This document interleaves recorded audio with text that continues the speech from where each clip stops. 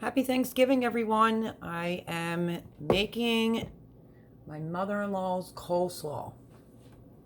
So, I don't have my big food processor here, and that's why I didn't bring you along for the actual shredding, because I am using a mini chopper for 2 heads of cabbage. The next thing that I did in the chopper was 1 stalk of celery, and now I am working on its 1 green pepper.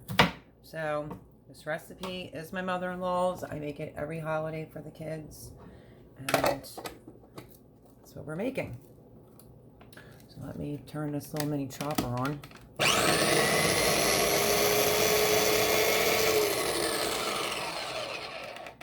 It's 1 big green pepper. There really is not a lot of ingredients, and if you've ever had deli coleslaw, it's just disgusting, I think. It has all that vinegar in it. It just has 0 flavor.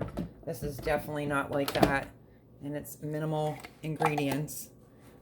If you need to make a bigger batch, you can just use 2 heads, big heads of cabbage, and 2 peppers, 2 stalks of celery.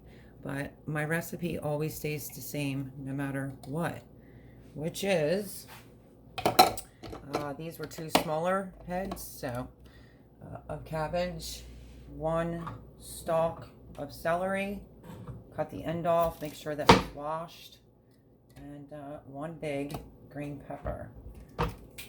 So let me finish grinding this. I'll bring you right back. Okay, just grinding up the last piece of the pepper.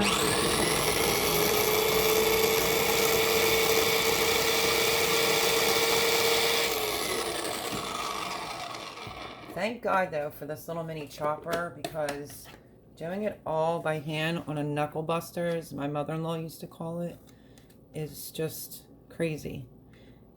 I mean, you can see how much work people put into things from back in the day, but when you have nice equipment, it makes cooking more enjoyable. So let me get this pepper out of here. I'm going to put it in.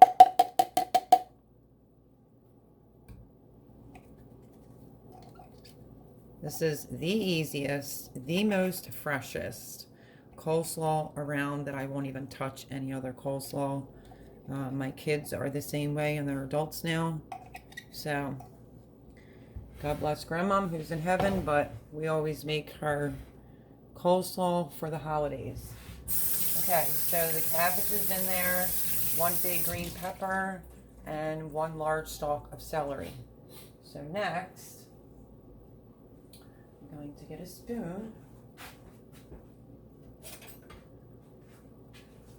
You just want to give this a toss.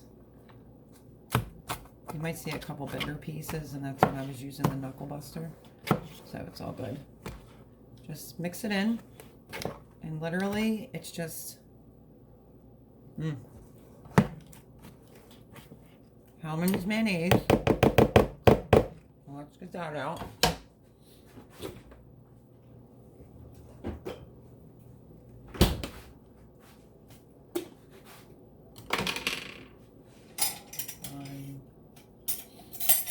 Tablespoon.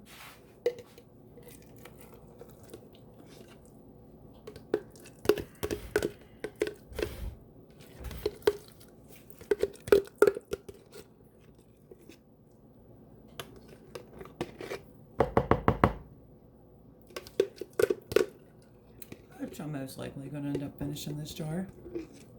But luckily, I have a backup one downstairs if I need it. Remember, it'll get wetter as time goes. Dogs are going to bark because they think somebody was knocking.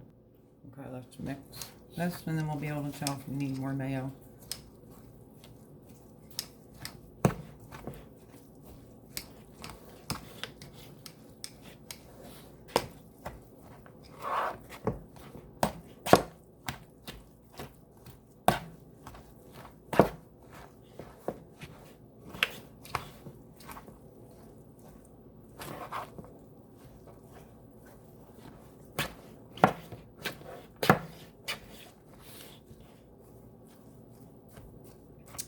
Okay, I would say we're going to need a little bit more, so let me go grab the other mayo. Okay, grab the other jar. Let's add a little bit more.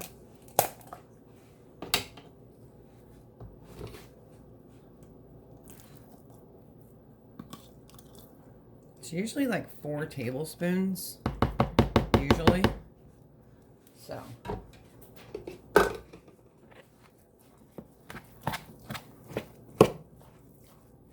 Just mix it thoroughly.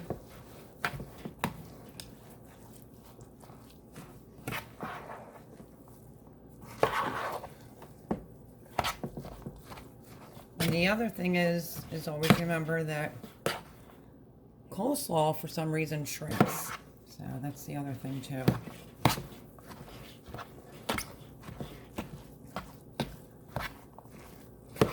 Okay, this last tablespoon will be my 4th tablespoon of mayo. I'm going to make it a little bit of a heaping one. And that's it. Mix it in.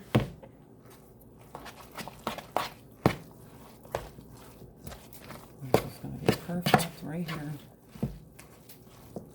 You can already see it's getting creamy. Make sure you flip it.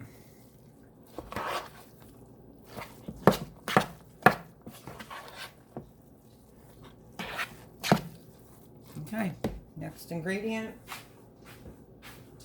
which is not much. A little bit of salt.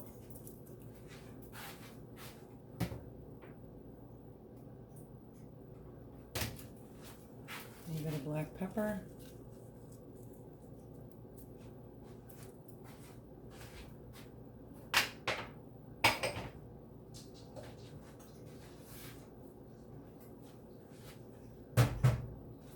Mix that in.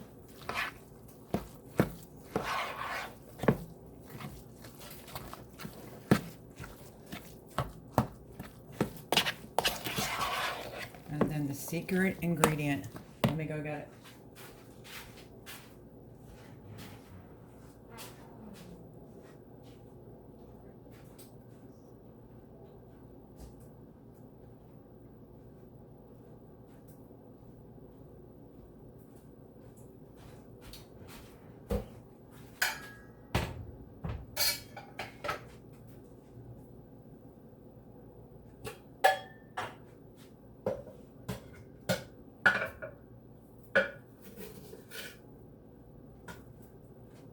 Okay, I'm going to clean a tablespoon.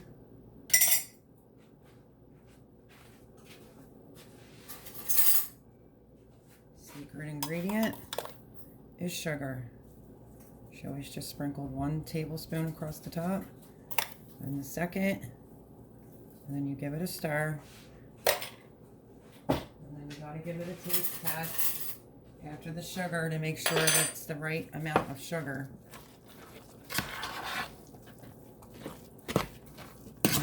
Is Grandma Rose's infamous coleslaw. Oops, making a mess, per usual. Okay, let's taste it and see about the sugar. Oh my goodness. One more.